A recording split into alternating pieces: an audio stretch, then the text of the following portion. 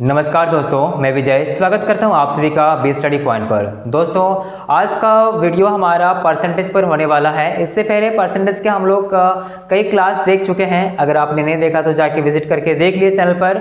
और अगर आगे बढ़ने से पहले बता दूं, अगर आप हमारे चैनल पर पहली बार आए हैं तो सब्सक्राइब करना ना भूलिएगा। आज का जो हमारा परसेंटेज के कुछ सवाल हैं ये बहुत ही उपयोगी और इम्पोर्टेंट है।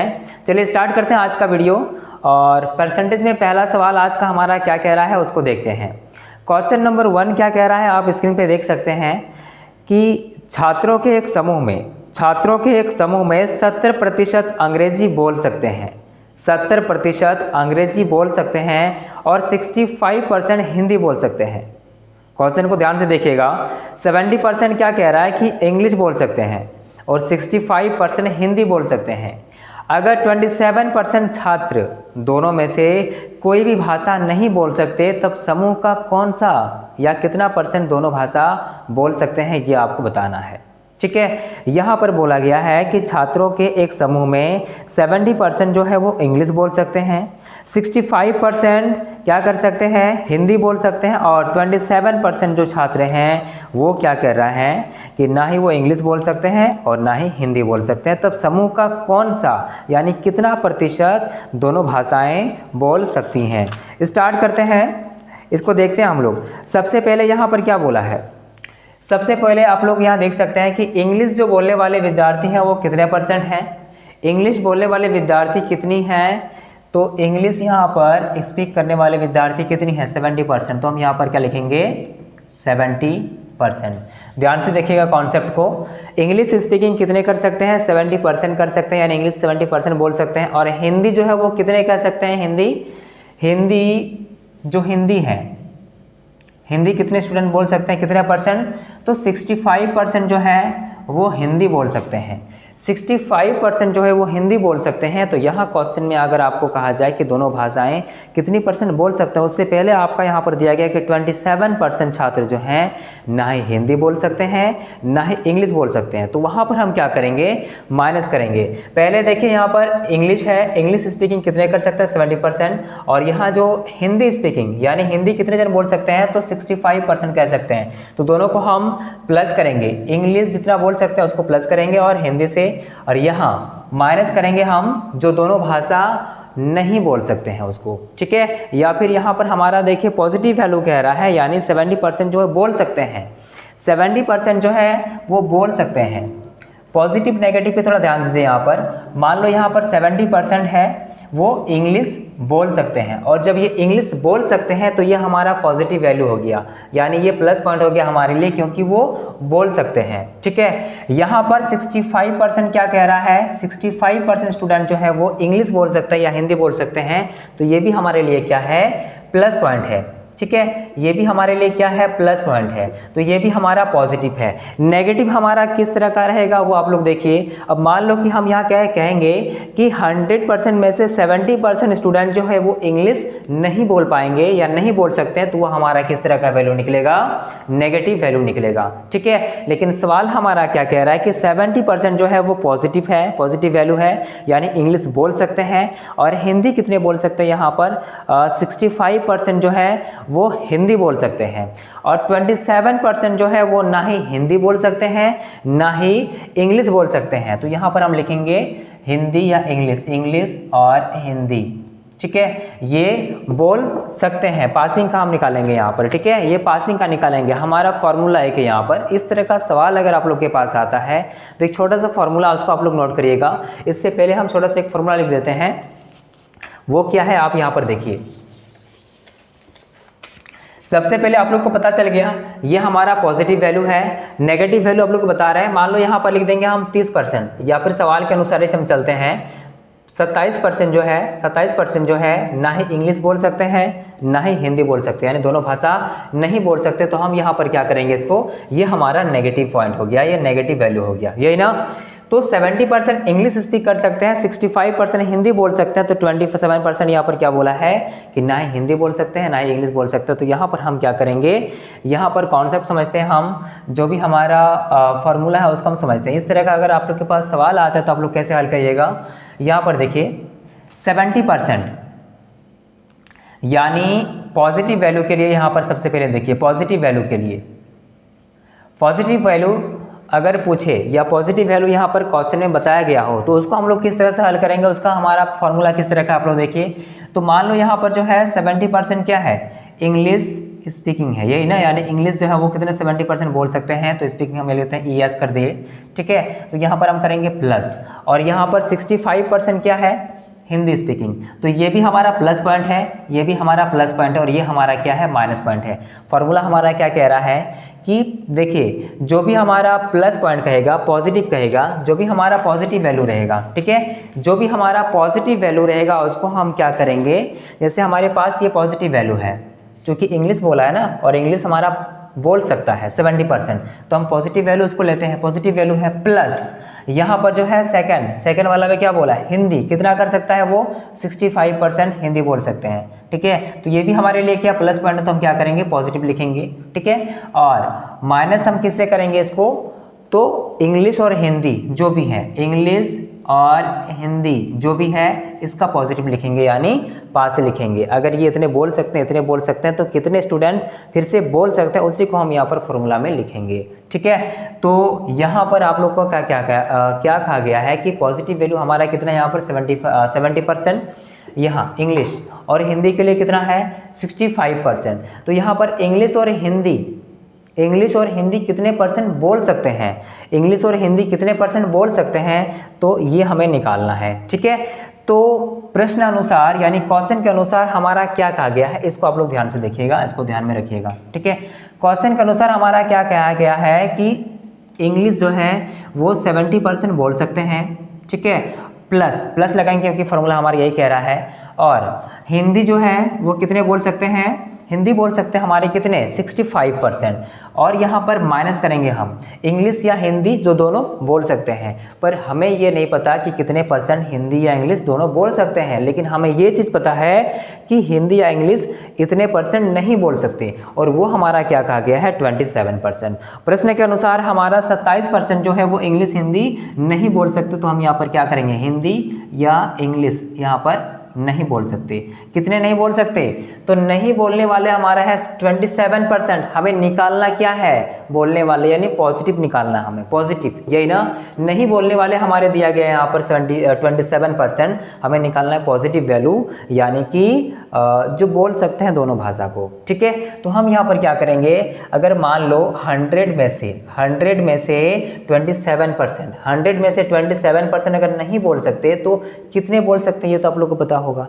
27 को हम माइनस करेंगे, 100% में से हम क्या करेंगे, 27 को जब माइनस करेंगे तो हमारे पास कितना उत्तर आएगा 73। तो हम यहाँ पर क्या लिख सकते हैं 73, ठीक है। तो इंग्लिश स्पीकिंग कितना 70% इंग्लिश बोल सकते हैं, प्लस यहाँ पर हिंदी कितने बोल सकते हैं 65%, और कितने दोनों भाषा बोल सकते हैं, तो उसको हम लोग क्या करेंगे यहाँ पर 73 करेंगे। 73 हम लोग क्यों किए, आप लोग को पता चल गया होगा क्यों हम किए, क्योंकि 27% जो वो नहीं बोल सकते हैं, तो 100% में से जब 27 नहीं बोल सकते हैं तो कितने बोल सकते हैं 73%, तो हम यहाँ पर लिखेंगे 73%, ये हमारे पास आएगा।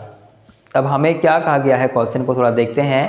क्वेश्चन में हमारा क्या कहा गया है, तो क्वेश्चन कह रहा है कि तब समूह का कौन सा, यानी कितने परसेंट जो है दोनों भाषा बोल सकते हैं, ठीक है। तो हम इसके लिए क्या करेंगे, दोनों को सबसे पहले हम जोड़ेंगे, तो 65 और 70 को जब जोड़ेंगे तो हमारे पास कितना उत्तर आ जाएगा इधर 7 6 13 135, ये है ना। 135 में हम घटाएंगे इधर 73% को, क्योंकि हमें निकालना है कि इंग्लिश या हिंदी जो है वो कितने बोल सकते हैं, तो हम यहाँ पर लिखेंगे, ठीक, यहाँ पर लिखेंगे 73%, और जब यहाँ पर इसको माइनस करेंगे तो हमारे पास कितना उत्तर आएगा, जब दोनों को हम घटाएंगे यहाँ पर तो हमारे पास कितना आंसर आएगा, 135 में जब 73 को घटाएंगे तो हमारे पास 62% आएगा। कितना आएगा 62% आएगा, यही हमारा फाइनल आंसर है 62%, यानी कि 62% ऑप्शन नंबर क्या है B, option number B is correct answer.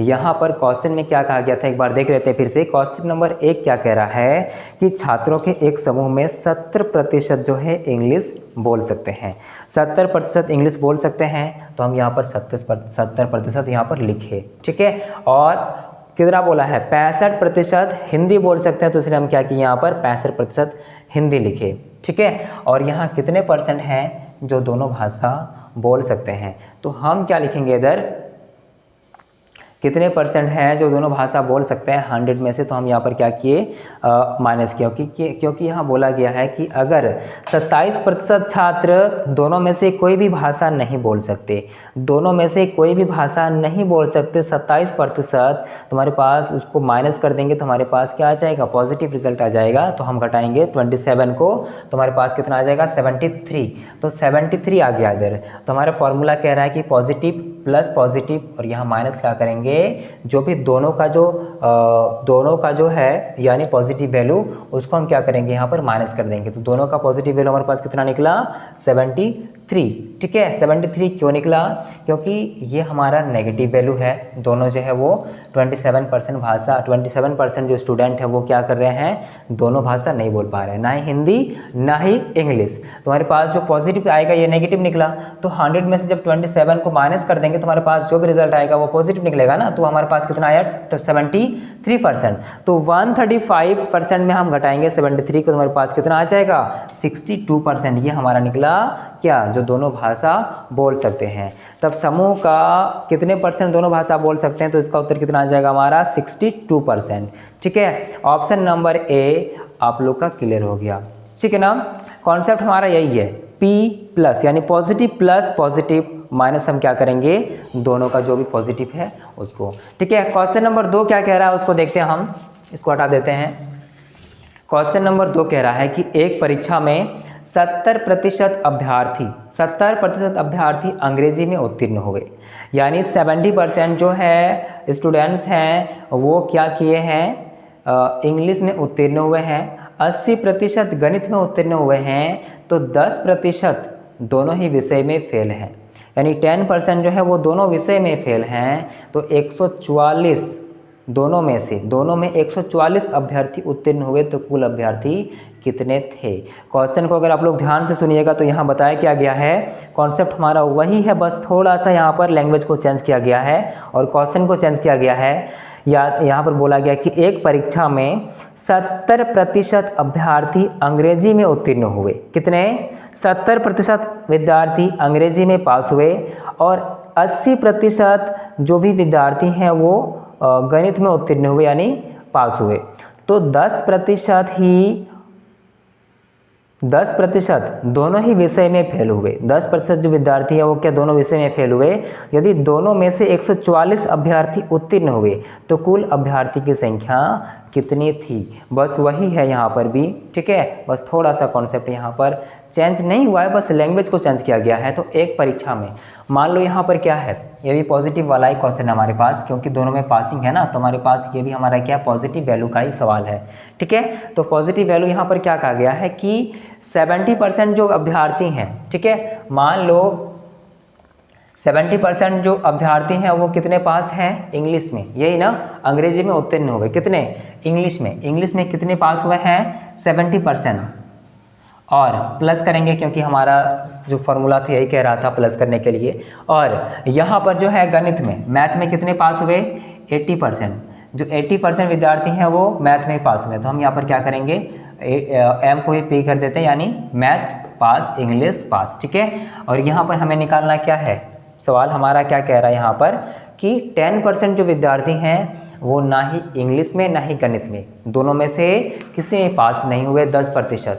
जब 10% पास नहीं हुए हमें पॉजिटिव रिजल्ट निकालना है, 10% हमारा नेगेटिव वैल्यू था, यानी कि 10% जो है वो पास नहीं हुए, यही ना, दोनों विषय में पास नहीं हुए। तो ये हमारा क्या निकला, जब नहीं हुए यानी नहीं बोला गया तो नेगेटिव पॉइंट है ना, हमारा यहाँ पर नेगेटिव पॉइंट है, हमें निकालना है पॉजिटिव वैल्यू। तो जब 10% नहीं हुए तो कितने हुए होंगे, कितने परसेंट ऐसे विद्यार्थी हुए होंगे जो इंग्लिश और हिंदी दोनों पास करके, इंग्लिश और गणित दोनों पास किए होंगे।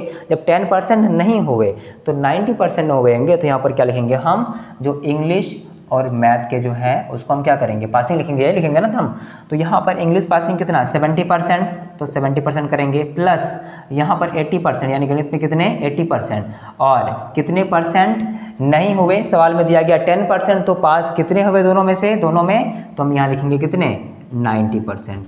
ठीक है, 90% विद्यार्थी जो दोनों में क्या हुए, पास हुए। ठीक है, तो यहाँ पर हमारा क्या कहा गया है कि दोनों को जोड़ना है, फिर इसको माइनस करना। हम दोनों को जोड़ते हैं, तो 8 7 15 हो जाएगा, 150 हो जाता है इधर, और माइनस हमारे कितना आ जाएगा 90।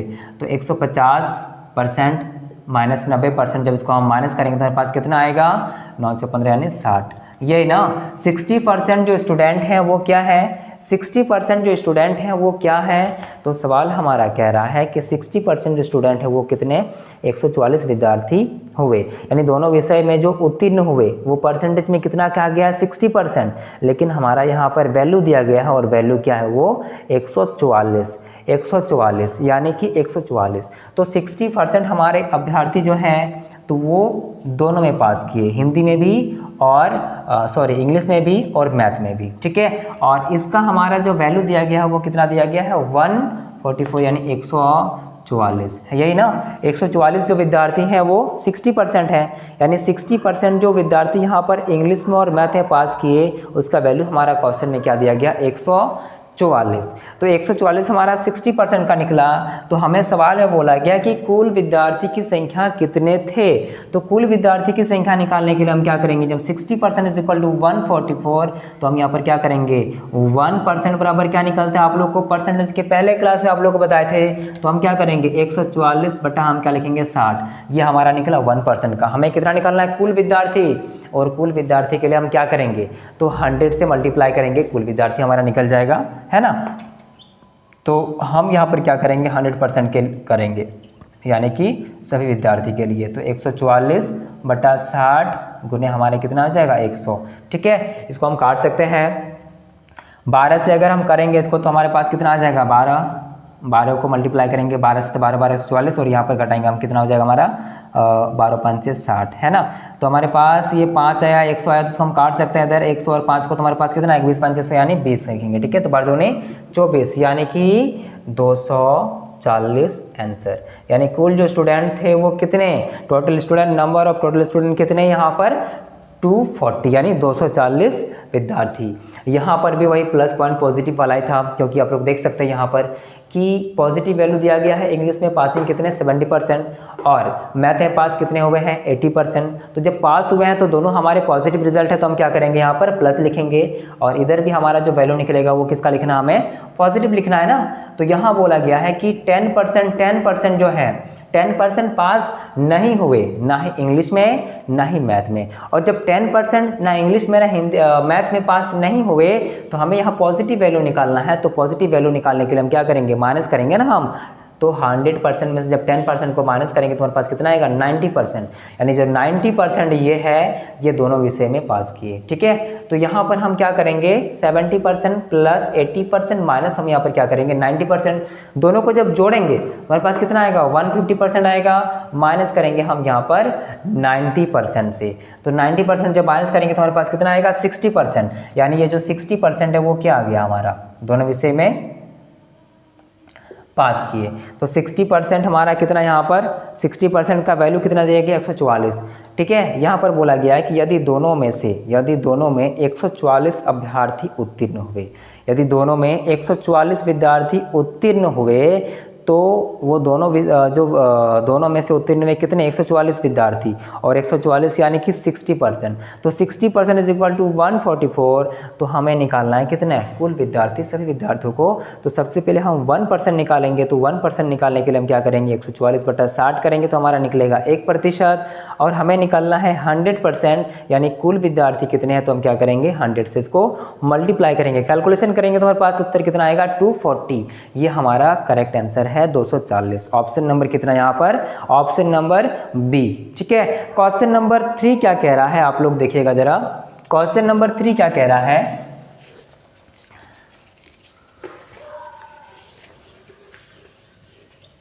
लोग बोर्ड पे देख सकते हैं। ठीक है, क्वेश्चन नंबर 3 है, एक परीक्षा में 53% उम्मीदवार विज्ञान में और 48% यानी 48% गणित में असफल रहे। यहाँ पर दोस्तों आप लोग का नेगेटिव पॉइंट देखने को मिला है, असफल रहे। ठीक है, यहाँ पर क्या बोला गया है कि एक परीक्षा में 53% जो उम्मीदवार हैं वो विज्ञान में और 48% गणित में असफल रहे। यदि दोनों विषयों में 40% फेल हुए, यदि दोनों विषयों में 40% फेल हुए तो यहाँ पर बोला गया है कि तो दोनों विषय में कितनी प्रतिशत उत्तीर्ण हुए। ठीक है, तो यहाँ पर क्वेश्चन को आप लोग देखिए कि 53% जो उम्मीदवार हैं वो विज्ञान में फेल हुए और 48% गणित में फेल हुए। तो उससे पहले पॉजिटिव देखें, अब नेगेटिव को थोड़ा देखते हैं और नेगेटिव हमारा क्या कह रहा है, नेगेटिव वैल्यू में हमें क्या करना है वो हम देखते हैं। नेगेटिव वैल्यू में हमें क्या करना है, फॉर्मूला हमारा वही रहेगा, बस यहाँ पर हम थोड़ा जो साइन होता है माइनस प्लस का उसमें हमें चेंज करना होगा। ठीक है, तो यहाँ पर हमें क्या बोला है, नेगेटिव हमारा वो पॉजिटिव था, पॉजिटिव का हम लोग 2 सवाल किए, ये तीसरा सवाल हमारा नेगेटिव में है। ठीक है, नेगेटिव यानी कि फेल, पास यानी कि पॉजिटिव वैल्यू और फेल यानी कि नेगेटिव वैल्यू हम कह सकते हैं। ठीक है, नेगेटिव पॉइंट हमारा यहाँ पर कहा गया है क्योंकि यहाँ पर फेल बोला गया है, तो 53% 53% जो उम्मीदवार वो नेगेटिव पॉइंट यानी कि फेल हुए, तो हम यहाँ पर नेगेटिव लिख सकते हैं। कितने, किसमें फेल हुए, तो फेल हुए हमारे किसमें, विज्ञान में, साइंस में कितने फेल हुए, तो हम फेल लिख देंगे, नेगेटिव पॉइंट लिखेंगे। उससे पहले यहाँ पर थोड़ा सा आप लोग देख लीजिए एक कॉन्सेप्ट क्या है, फॉर्मूला क्या है। तो फॉर्मूला हमारा ये कह रहा है कि यहाँ पर अगर नेगेटिव रहता है, नेगेटिव वैल्यू रहता है, ठीक है, प्लस नेगेटिव, दोनों अगर नेगेटिव रहेगा तो प्लस तो करना ही है, माइनस यहाँ पर क्या करेंगे, पिछला बार में हम क्या किए थे, बोथ, यानी कि यहाँ पर नेगेटिव और यानी यहाँ पर पिछले बार जो हम क्या किए थे, इसमें जो पॉजिटिव वैल्यू था उसी को यहाँ पर लिखे थे, तो यहाँ पर हमें क्या करना है, बोथ यानी दोनों का नेगेटिव वैल्यू लिखना है, पॉजिटिव नहीं। ठीक है, तो यहाँ पर पिछला वाला में हमारा पॉजिटिव वैल्यू था, तो हम पॉजिटिव प्लस पॉजिटिव माइनस हम क्या किए थे, बोथ का पॉजिटिव। तो यहाँ पर हमें नेगेटिव वैल्यू बताया गया अभी, तो हम क्या करेंगे, negative plus negative minus both negative.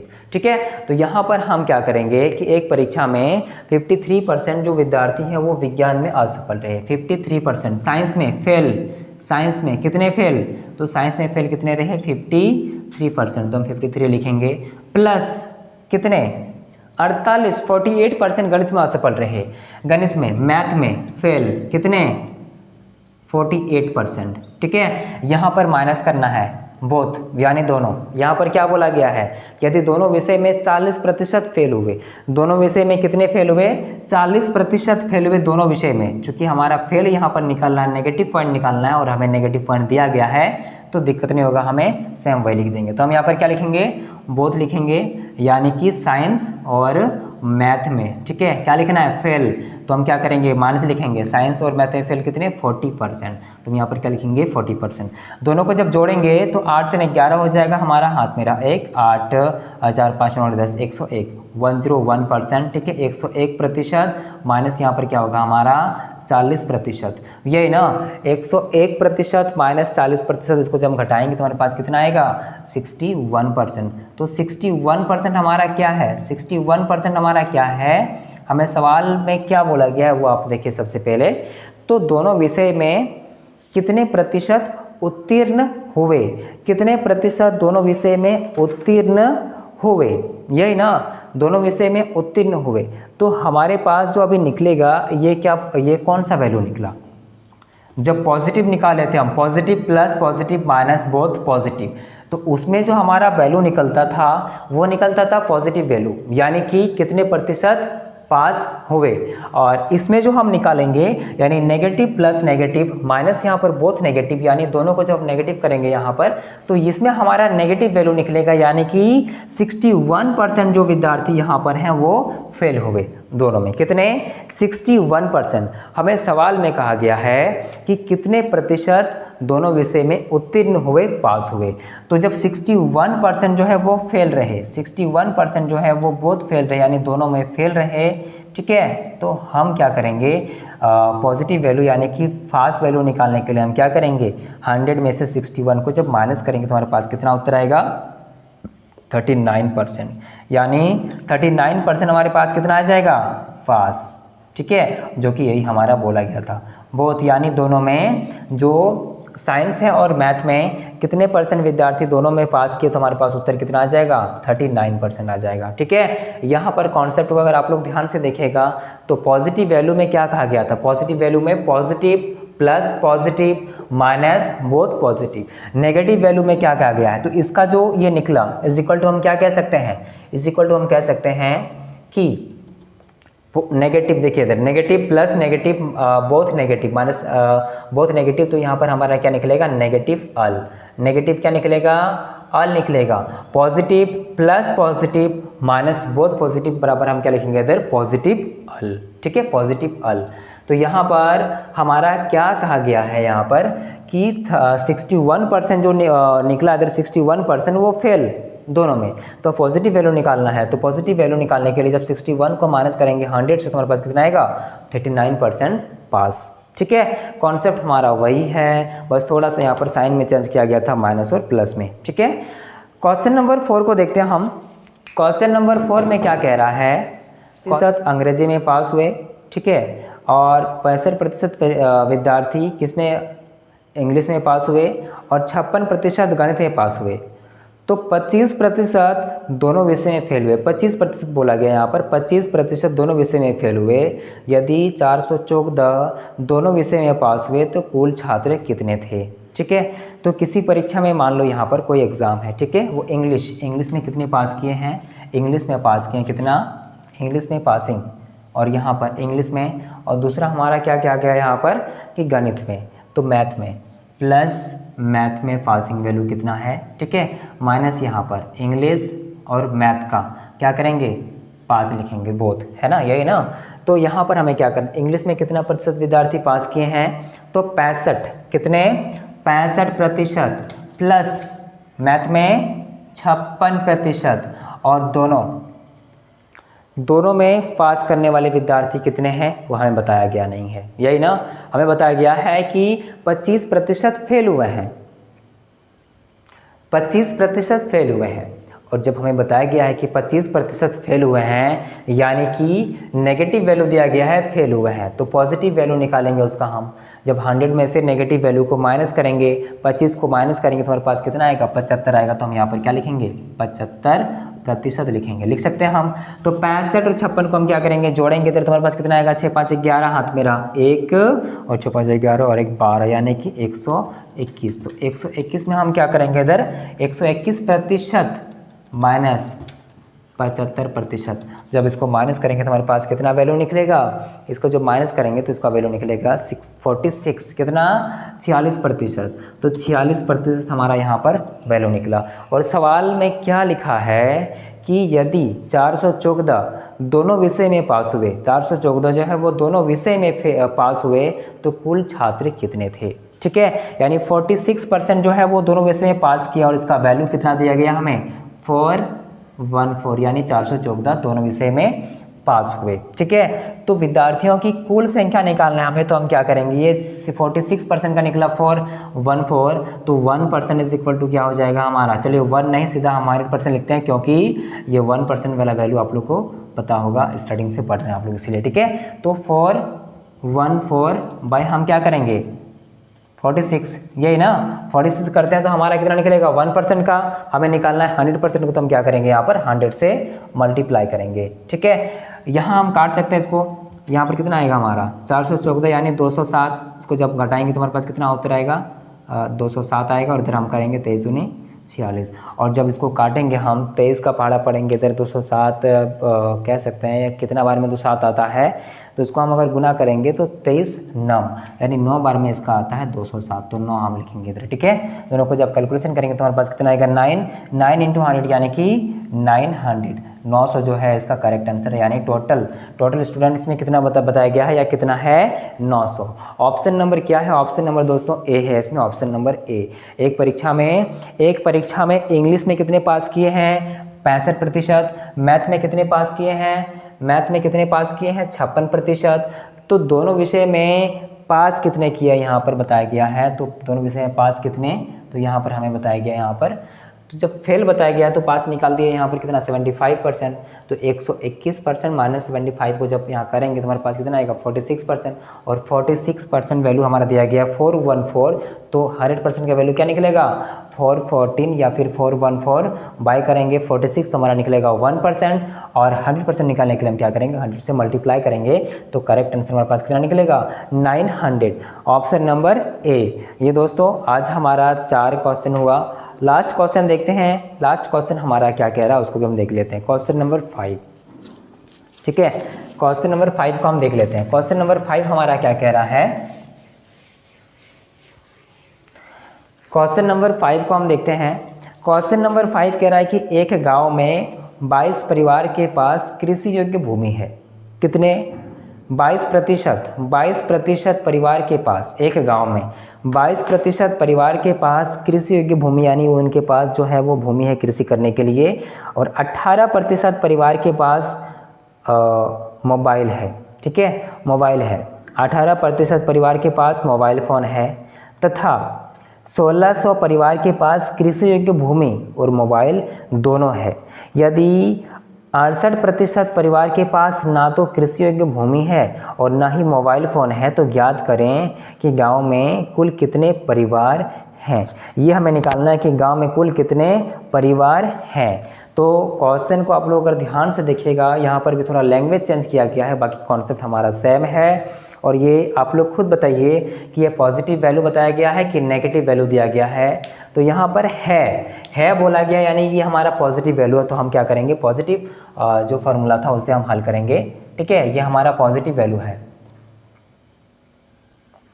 और पॉजिटिव में क्या बोला गया इधर कि 22% परिवार के पास क्या है 22%। ठीक है, 22% जो फैमिली है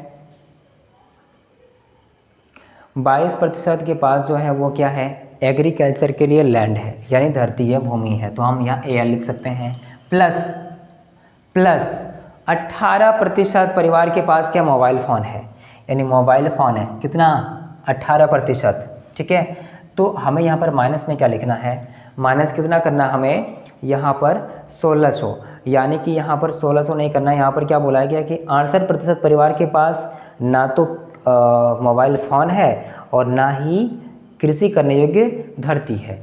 तो कृषि करने योग्य ना ही लैंड है ना ही मोबाइल है। जब 68% हमें यहाँ पर पॉजिटिव वैल्यू था, तो हमें क्या करना है पॉजिटिव वैल्यू निकालना है ना।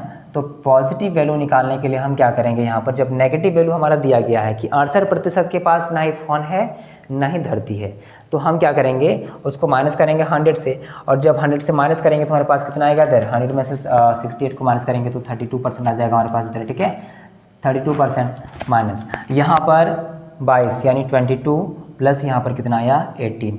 ठीक है, यानी एग्रीकल्चर के लिए लैंड कितना है 22% परिवार के पास, 18% जो है वो मोबाइल फ़ोन है 18% परिवार के पास, और 32% क्या है इधर देखिए कि 68% जो परिवार हैं उनके पास ना ही फ़ोन है और ना ही मोबाइल क्या बोलते हैं उसको एग्रीकल्चर के लिए धरती है। तो हम क्या करेंगे वहाँ पर पॉजिटिव वैल्यू निकालना है, तो हम उसको 100 में से माइनस कर देंगे तो हमारे पास 32% आ जाएगा। ठीक है, जब दोनों को जोड़ेंगे तो हमारे पास कितना आएगा 40%।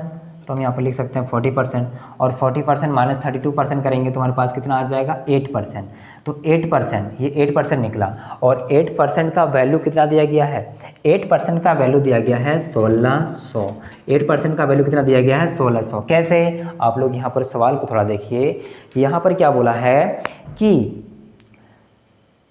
एक गांव में 22% परिवार के पास कृषि योग्य भूमि है, 18% परिवार के पास मोबाइल है, तथा 1600 परिवार के पास कृषि योग्य भूमि और मोबाइल दोनों है।